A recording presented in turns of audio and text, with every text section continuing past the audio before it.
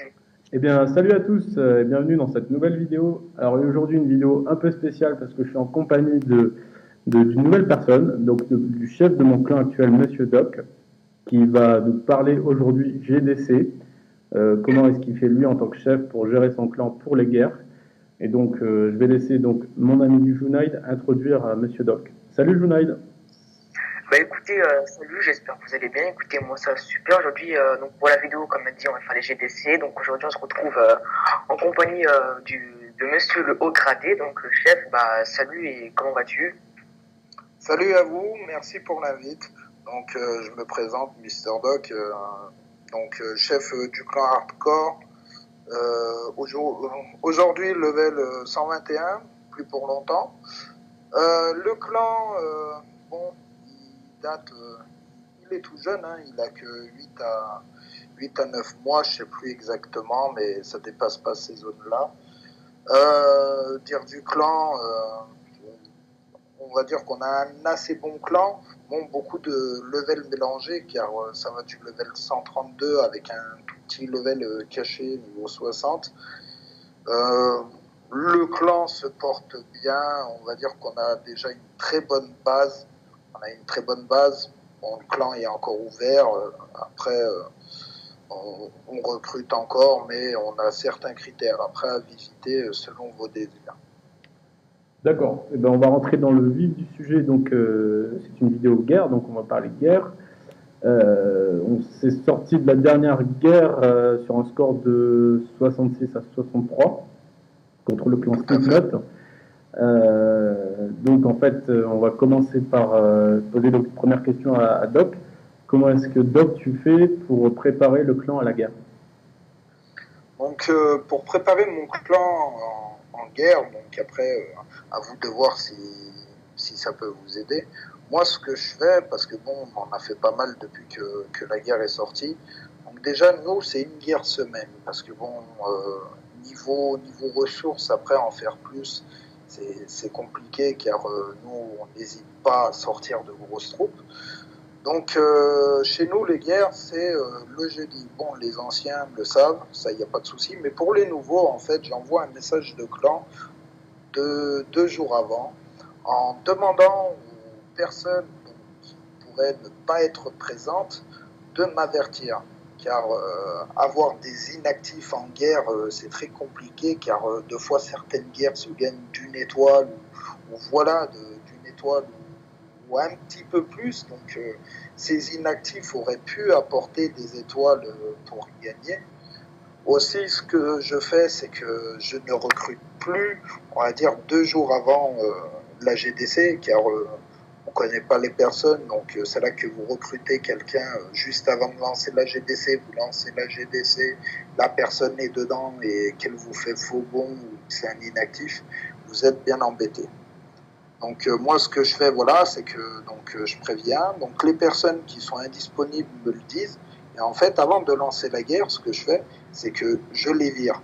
Il n'y a pas d'autre moyen.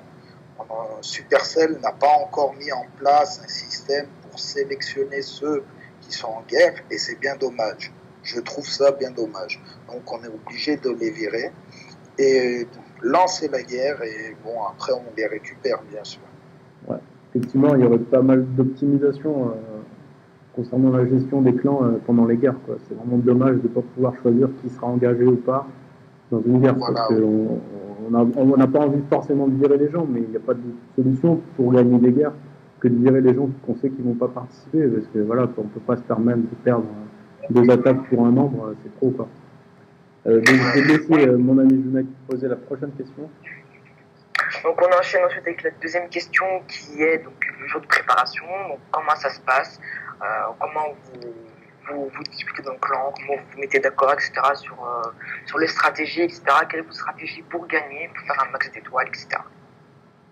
D'accord. Donc le jour de préparation, déjà est simple. On remplit les châteaux. Donc je pense que pour tout le monde c'est pareil, sauf que chez nous, on fait participer tous nos membres. Ça veut dire que chaque membre en fait remplit le château de son voisin, donc de celui en dessous de lui en guerre. Donc nous on remplit nos châteaux de sorciers ou bien dragons, car c'est les meilleures troupes avec dégâts de zone. Le dragon, ce qu'il a en plus, c'est que c'est une unité volante. Donc chacun remplit, et après, donc moi et puis même d'autres, hein, il n'y a pas forcément moi, complétons ce qui reste, parce que certains ne peuvent pas remplir entièrement le château de leurs voisins. Donc après, on étudie déjà, donc, bien sûr, l'ennemi. On étudie l'ennemi, on regarde, il y a aussi une chose à faire qui est pas mal. Moi, je sais que je le fais assez souvent, c'est que je regarde assez souvent, en fait, leur château, comment est rempli au fur et à mesure. Si vous voyez directement, on va dire 20 places, tac, rempli, c'est peut-être un dragon. Bon, après, si vous voyez 2 places, 4 places, c'est des archers. Ça aussi, c'est quelque chose à regarder qui peut être pas mal sur votre attaque. Parce que si vous attaquez terrestre et puis vous tombez sur un dragon direct, c'est un peu compliqué, quoi. Surtout si vous n'avez pas pu faire sortir le CDC avant. Donc on regarde tout ça. On a un système aussi de réservation.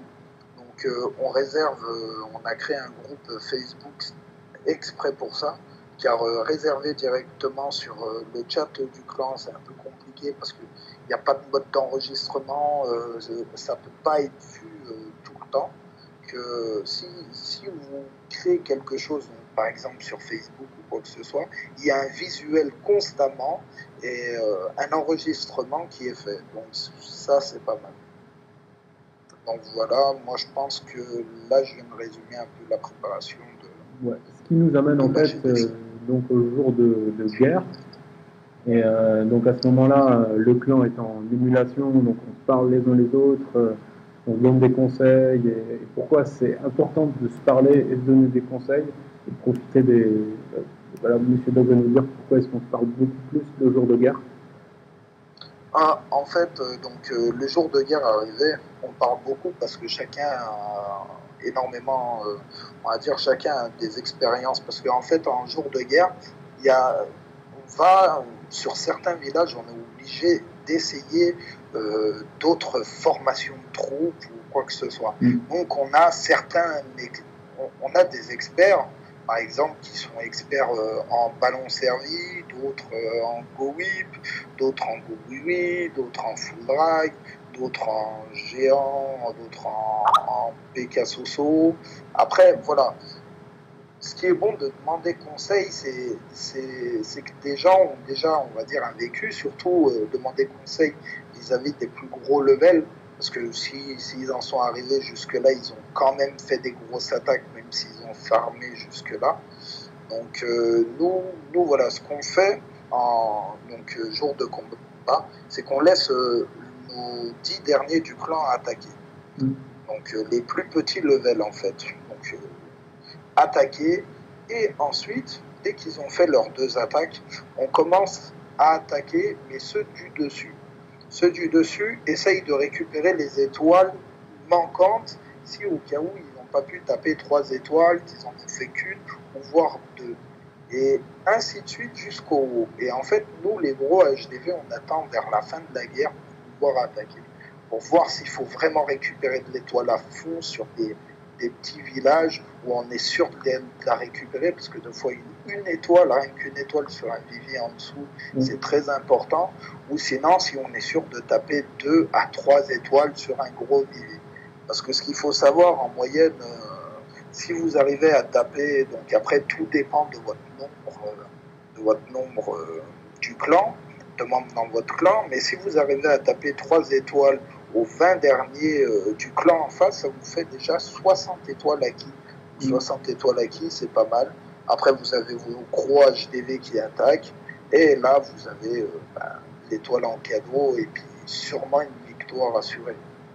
Effectivement, donc cette stratégie d'améliorer toujours, d'améliorer les attaques au fur et à mesure en partant du plus bas niveau dans le clan, de leur laisser la priorité d'attaquer en premier pour que derrière les autres puissent améliorer et marquer plus d'étoiles, plus de nouvelles étoiles sur les mêmes villages. Donc c'est quand même une très très bonne idée, parce que il ne faudrait pas faire l'inverse en fait. Si on a des gens moyens, voire forts, qui attaquent des villages en bas, c'est des étoiles perdues, parce que les plus faibles, il faut se dire qu'ils ne pourront jamais faire mieux que les villages du bas, quoi.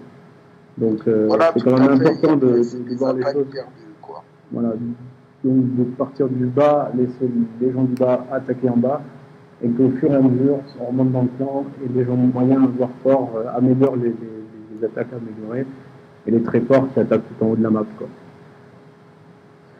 Donc là, donc on a parlé de nous pendant le jour de guerre. Ce qu'on pourrait dire d'autre, ça serait aussi qu'est-ce que nous on a mis en place chez Hardcore. Donc tu parlais des réservations des maps en fait sur Facebook, c'est ça? Voilà, oui. De choisir sa cible en fait sur la page du clan en fait sur Facebook, c'est pas mal. Oui, parce que en fait le souci c'est que y en a certains qui vont préparer leurs troupes pour attaquer ce village, par exemple un village bien spécifique, et puis là s'il n'y a pas de mode de réservation, il y a un autre des collègues qui vient de se connecter, tac, et ses troupes étaient prêtes, il l'attaque. Et il s'avère que voilà, vous aviez préparé vos troupes et votre village que vous vouliez s'est fait attaquer. Et sauf que les autres villages avec la compo que vous avez, c'est pas possible, quoi, parce que bon, voilà, sur certains villages, il faut vraiment une compo spéciale. Ouais. Vous pouvez pas attaquer avec tout et n'importe quoi. Donc en fait, ce qu'il y a de bien avec ce système de réservation, c'est qu'on peut préparer ses troupes tranquillement, en fait, sans être sûr de se dire « Ah putain, est-ce qu'on va me le prendre ?» ou quoi que ce soit. Effectivement, parce qu'en fait, se préparer à attaquer un village, ça revient à limite à se faire une compo sur mesure, quoi. Où on est sûr qu'on va préparer les meilleures troupes pour attaquer au mieux le village en question, parce que si on fait piquer le village quand on fait attaquer, c'est quand même... Surtout quand on va dire quand on a un petit level. Après, si vous êtes à HDV 10 maxé et que vous tapez un go oui ou un go whip, ça, de toute façon, ça rentre dans tous les villages. Il n'y a pas de souci. Ouais, mais ouais, c'est vrai que pour les villages moyens, il y a quand même des compos qui sont assez modulables, enfin, qui peuvent être modulables. Quand on prépare sa compo et qu'on se fait piquer son village, c'est quand même pas sympa pour le mec qui aura perdu son temps et son élixir à former ses troupes, quoi. Donc voilà, c'est quand même assez important de respecter donc les cibles de chacun pour que chacun attaque sa cible au mieux, quoi. Et puis voilà, donc on a fait le tour de tout ça. En tout cas, on a donné la parole à un chef expérimenté, donc Monsieur Doc, je le rappelle, qui a géré son clan depuis le début, et voilà, quoi. On est passé par des étapes chez Hardcore. Voilà. Et le secret de chaque guerre, enfin le secret d'un clan qui réussit ses guerres, c'est vraiment le fait d'être soudés les uns les autres, quoi. Voilà. On est tous ensemble dans une guerre. Ce qui fait, on va dire, plus ou moins notre réussite aujourd'hui, et je pense qu'il va faire notre réussite très bientôt, parce que le clan évolue, tout le monde arrive à up, parce qu'on va dire qu'à la base on est des gros farmers, on arrive à bien farmer, et puis on va dire pour chaque HDV, ce qu'il faut savoir c'est que pour chaque HDV il y a des ligues, ça après on refera je pense une vidéo là-dessus pour expliquer un peu tout ça, mais pour chaque HDV il y a vraiment des ligues là où farmer, parce que bon, si vous êtes HDV 10 et que vous farmez en argent, vous pouvez arrêter le jeu, quoi. Si vous êtes voilà, faut vraiment farmer là la bonne ligue, sinon après on va dire vous allez pas pouvoir avancer. Donc en fait, voilà, ce qui fait notre force, déjà c'est nos conseils, c'est notre entraide, c'est ce qui fait la force d'un clan, voilà, c'est ça, conseil et entraide, avoir un noyau, déjà un noyau dont vous êtes sûr qui vous suivra, même si vous décidez de quitter le clan, qui vous suivra.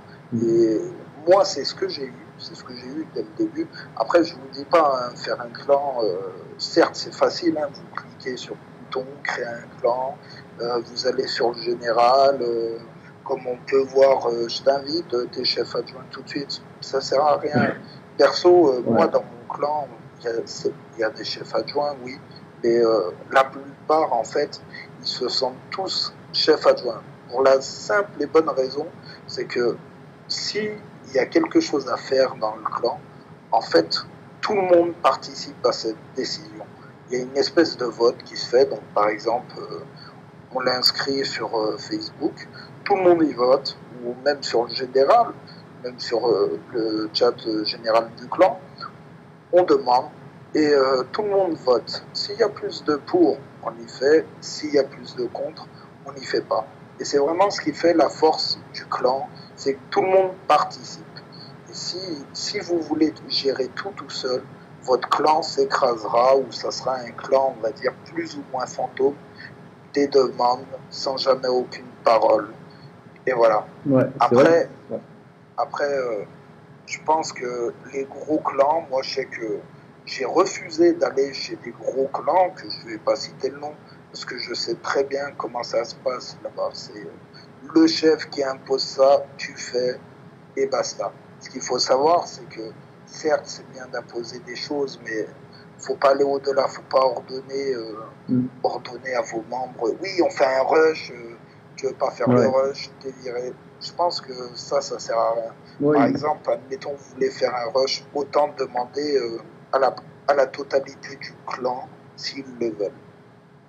Ouais, c'est vrai, parce que de toute façon, quand on prend cette décision seul, si on les prend seuls, on peut aussi aller à l'encontre des décisions des chefs adjoints. Et les chefs adjoints, ils pèsent pas mal dans un clan aussi. Et voilà, quoi, s'il y en a certains qui ne sont pas d'accord, voilà, quoi, c'est un peu un clan désordonné qui va se faire, quoi. Donc, c'est une bonne idée, effectivement, de laisser tout le monde décider, en fait, pour le clan, pour que la décision, en fait, soit prise par tout le monde, quoi. C'est un moyen de dire, c'est tout le monde qui l'a voulu, quoi. Voilà, tout à fait. Moi, en fait, au jour d'aujourd'hui, là, je me considère pas comme le chef du clan. Pour moi, il n'y a pas de chef, en fait. Certes, oui, après, il y a le grade qui m'est écrit devant mon pseudo, mais je ne me considère pas comme vraiment le chef de clan. Après, je vais prendre certaines décisions finales pour le bien de certains, mais sinon, en règle générale, ça passe par tout le monde. Ça passe par tout le monde. Sinon après, votre clan va s'écraser, va s'éteindre, et deviendra un clan d'inactifs. Voilà. Je pense que moi, j'ai vu, c'est la réussite du clan au jour d'aujourd'hui, c'est ça. C'est que tout le monde soit impliqué. Et après, il ne faut pas hésiter à virer, même si c'est des gros levels. Il ne faut pas hésiter à virer s'il y a quelques personnes qui vous mettent des bâtons dans les roues. Moi, je sais que perso, ça m'est déjà arrivé à virer des levels 130, même 150, à virer de gros levels parce qu'ils ne rentraient pas dans la logique du clan. Ouais. Le clan, c'est comme une équipe, hein, il faut être soudé pour que ça marche. Voilà, tout à fait. Junaid a tout à fait raison. J'ai une mode réapparition. Exactement, on peut demander plus cuisiner. Et parce qu'en fait, si on vous parle d'un clan uni, c'est parce que dans l'optique de faire des GDC, il n'y a pas d'autre. Enfin, il y a pas. On peut être plusieurs à demander une guerre, mais après, si le clan est mal géré à la base, voilà quoi, autant pas aller faire les guerres si le clan, s'il y a la moitié du clan qui se sont engagés dans les guerres. Donc, la première chose, le premier conseil que vous donne le doc, c'est d'abord de veiller à votre clan qui soit uni et motivé pour les guerres. Et ensuite, voilà, d'appliquer les conseils qu'on vous a donnés dans la vidéo. Parce que, voilà, quoi, c'est quand même la première chose, la base de la base. Une fois par jour, c'est visiter tous vos membres pour voir s'il y a des traces d'inactivité. Comme ça, si vous voyez qu'il y a des traces d'inactivité et que la personne se court, on va dire quelques jours avant de lancer la guerre, lui demander, oui, est-ce que tu es sûr de pouvoir faire la guerre ? Parce que j'ai vu que cette semaine, voilà, tu étais inactif, patati patata. Et voilà, ne pas prendre de risques. Parce que voilà, sur des fois, une ou deux personnes inactives, c'est ce qui fait qu'on perd des guerres. Moi, j'ai mis ça en place parce qu'au début, comme tout le monde, pas expérimentés, on lançait des guerres avec de l'inactif. Et ça s'est vu plus d'une fois de perdre les guerres sur une à deux attaques, quoi. Donc les inactifs. Ouais, c'est ce qui pénalise le plus après les fails en attaque, quoi. Voilà. Euh, voilà. Donc on va laisser notre ami Zunaïd nous dire un mot de la fin. Il n'est pas là. Zunaïd nous a quittés. Donc, Monsieur Doc, en tout cas, merci pour ta participation à cette vidéo. On a donc vu comment se préparer à la guerre et comment est-ce qu'on fait pendant la préparation, notamment aussi avec les dons, avec la réservation des cibles sur Facebook, et comment est-ce qu'après, pendant le jour de guerre, on se parle pour se demander des conseils les uns les autres. Et voilà, donc nous, c'est ce qu'on fait pour faire nos guerres et pour les réussir au mieux, en tout cas.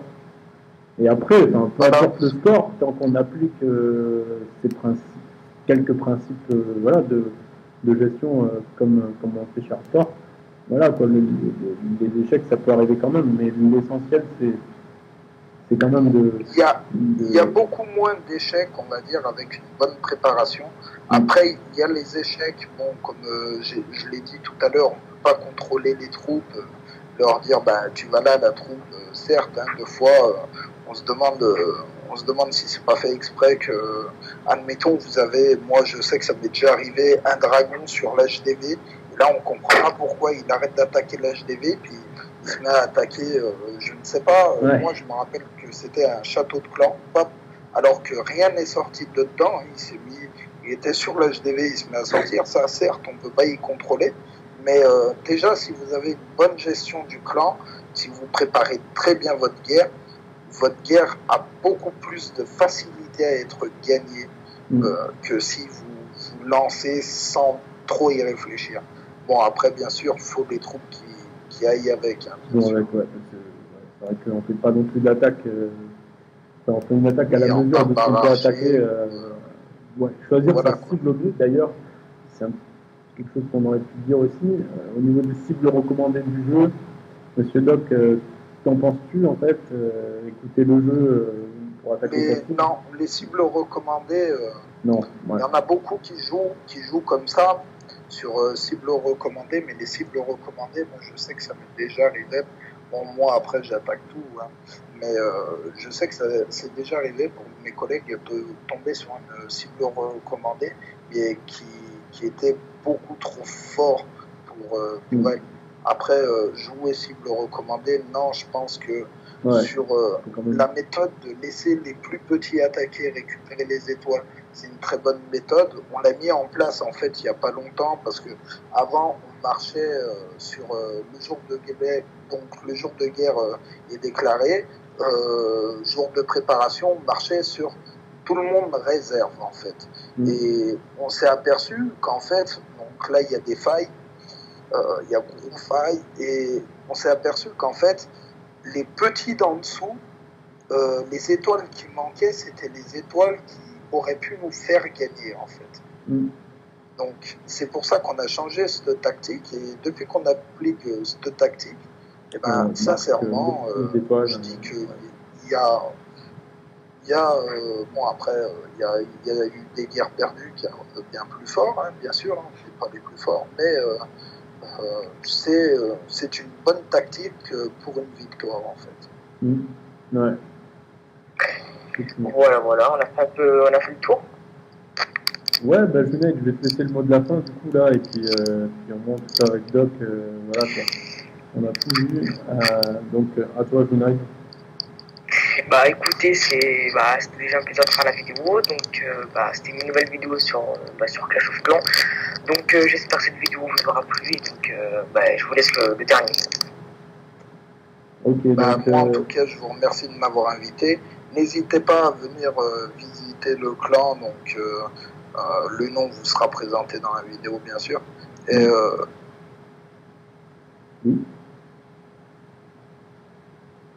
si vous avez des conseils ou quoi que ce soit, n'hésitez pas à passer. Ouais, Et moi, bah, du coup, on aura peut-être aussi encore une autre participation de Doc sur une prochaine vidéo qui sera plutôt orientée gameplay cette fois. Et ce sera peut-être une vidéo donc fun avec des compositions marrantes qu'on va vous présenter, et donc des vidéos commentées. Voilà, bah, d'ici là, portez-vous bien et merci à tous. Ciao. Au revoir.